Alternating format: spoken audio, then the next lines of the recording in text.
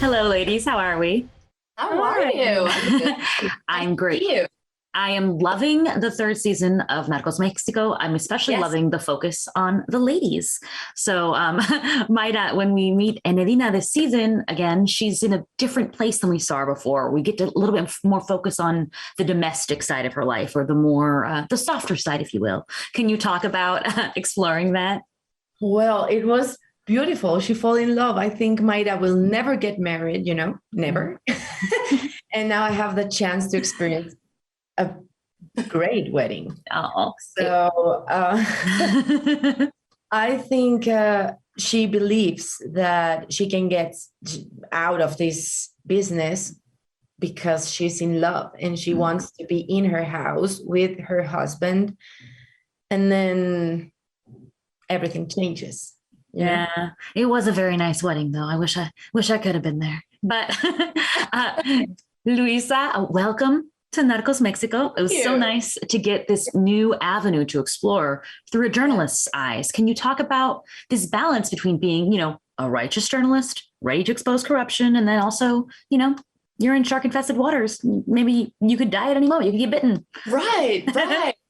It's such a risky profession, even though nowadays a lot of journalists get killed. Unfortunately, that's sad.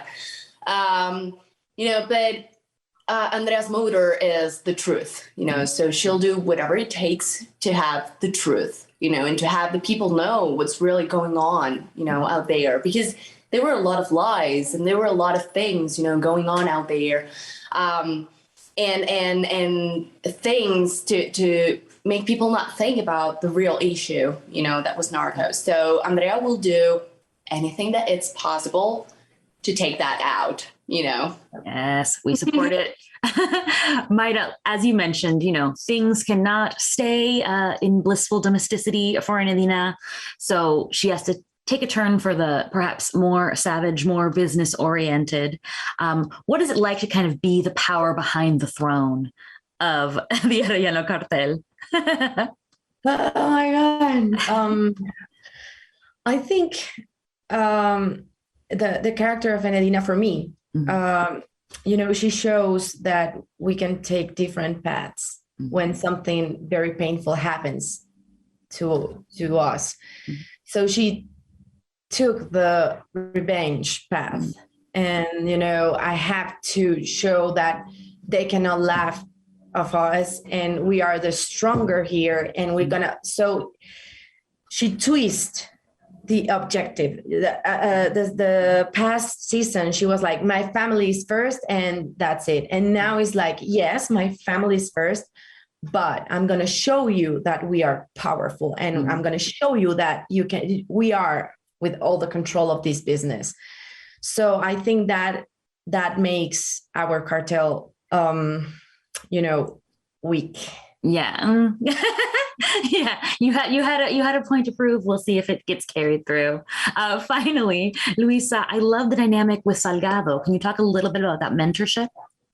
Yeah, of course. Salgado, it's a man I really admire and look after. It's in some point Andrea really wants to be like him someday, and to run such a huge newspaper, and to really do the job that he does, that it's huge, and to be the head, and to be that important, and to be that brave, it's that's